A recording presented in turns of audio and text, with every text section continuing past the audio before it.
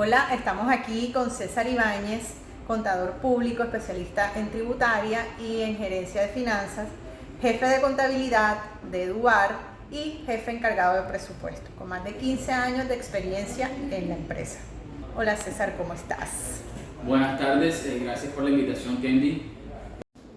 Bueno César, cuéntanos acerca de Eduar. A ver, Eduar es una sociedad de economía mixta vinculada al Distrito de Barranquilla. El Distrito de Barranquilla es su mayor accionista que cuenta con el 64% de participación accionaria. Sin embargo, el sector público participa dentro del patrimonio con el 74% y el 26% del sector privado. Recordemos que este tipo de empresas son creadas por disposiciones de ley atendiendo al orden al que pertenezcan. Es decir, que si son del nivel nacional necesitan una ley expedida por el Congreso, o si son del orden departamental tienen que ser autorizadas por una ordenanza, y si son del orden municipal o distrital tendrán que ser autorizadas por el consejo respectivo. Eduar tiene 30 años, un poco más de 30 años de fundada, lo cual ha significado adquirir mucha experiencia en el sector de desarrollo urbano. Se ha convertido en una entidad súper importante para las administraciones departamentales y distritales, y eso le ha permitido pues obtener todos los recursos para su sostenimiento a lo largo de su trayectoria. Actualmente está gerenciando proyectos, por ejemplo, como el de la Ciénaga de Mallorquín, gerenció el del Gran Malecón, que fueron proyectos muy significativos para la ciudad, que han generado tanto desarrollo para la ciudad de Barranquilla. Asimismo participa en interventorías, participa en la gestión y la adquisición predial de casi todos los proyectos que se ejecutan en la ciudad y en algunos del departamento. Adicionalmente está gerenciando o está administrando las 11 plazas de los mercados públicos. En materia presupuestal, ¿cuál sería la normatividad que rige a empresas como Eduar?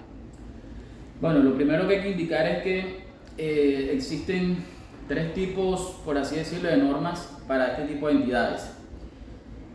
Está el decreto 111 del año 96, que es exclusivamente para las entidades de gobierno, para las entidades públicas.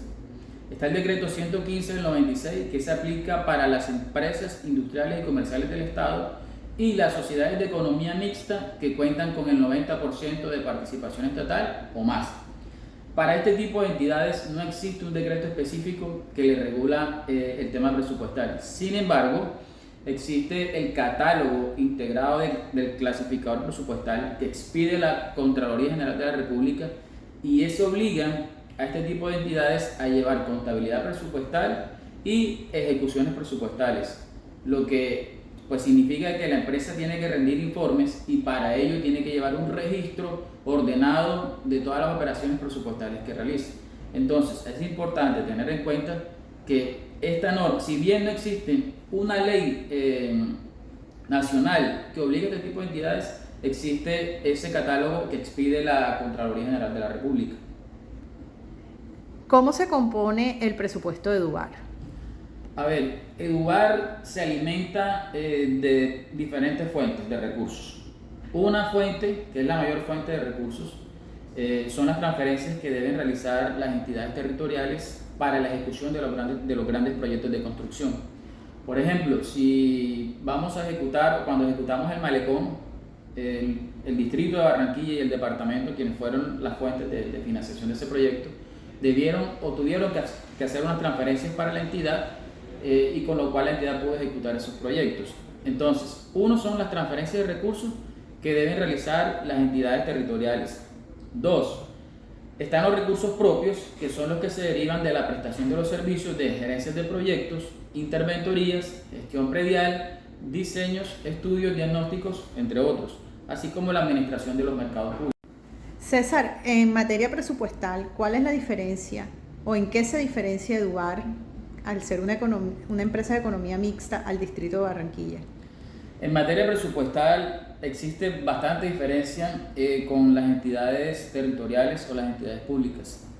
Por lo que te comentaba ahorita, ellos tienen la obligación de aplicar en su totalidad el decreto 111 del 96, decreto que los obliga, por ejemplo, a tener un PAC, lo que significa es plan anualizado de caja, tienen que tener un plan de inversiones y tienen que tener un marco fiscal de mediano plazo. Eso para este tipo de entidades no es aplicable. Entonces, empezando por eso, hay full diferencia o hay bastante diferencia en este tema. Adicionalmente, por ejemplo, en los temas de vigencias expiradas, para este tipo de empresas es mucho más fácil saldar o pagar esas cuentas de vigencias anteriores que las entidades territoriales. ¿Por qué?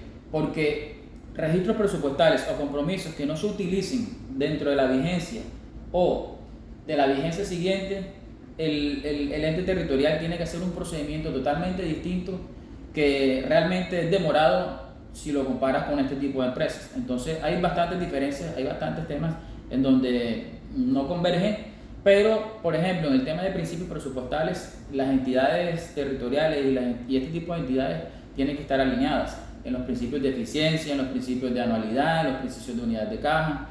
Entonces vamos a encontrar muchas semejanzas, pero también bastantes diferencias. César, entre la vigencia 2022 y 2023, ¿cuál fue el porcentaje de ejecución presupuestal de la empresa? Bueno, como te contaba ahorita, la empresa tiene diferentes fuentes de recursos y hay que hacer esa separación porque es importante en los porcentajes que te voy a indicar ahorita.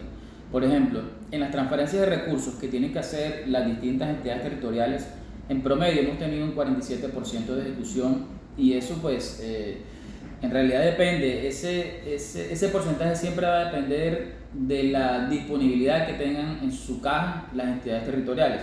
En la medida en que más recursos les giren a la entidad para la ejecución de proyectos, ese porcentaje pues seguramente va a ser mayor.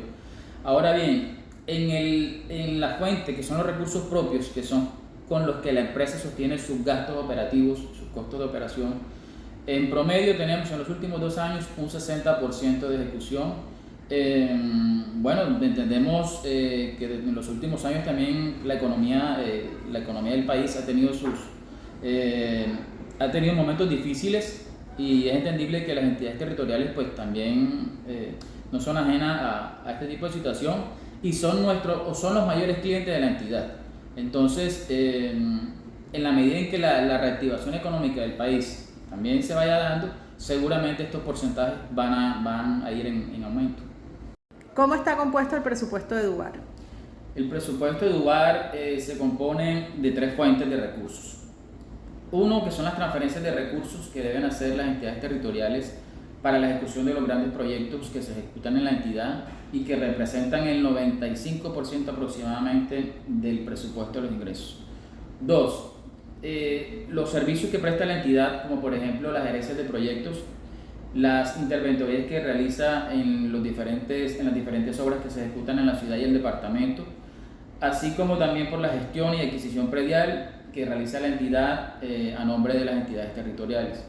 Y tercero, recibe recursos por la administración de los mercados públicos. La administración consiste en hacerle la operación, el mantenimiento, las inversiones que se requieran en el mercado para el buen funcionamiento de este. Aledubar Ser. César, mil gracias por este espacio y por tu tiempo. ¿Quisieras agregar algo más? Bueno, sí, hay una parte importante que creo que deben tener en cuenta y es que para todas las entidades tienen que hacer los reportes que requieren los entes de control y así pues evitar las sanciones que son bastante onerosas y la responsabilidad recae sobre los representantes legales o directores. Entonces es importante tener en cuenta que llevar la contabilidad presupuestal, llevar la ejecución presupuestal es de mucha importancia para las entidades. Una, para tener control sobre la información financiera y 2, para evitar sanciones de las diferentes entidades de vigilancia y control.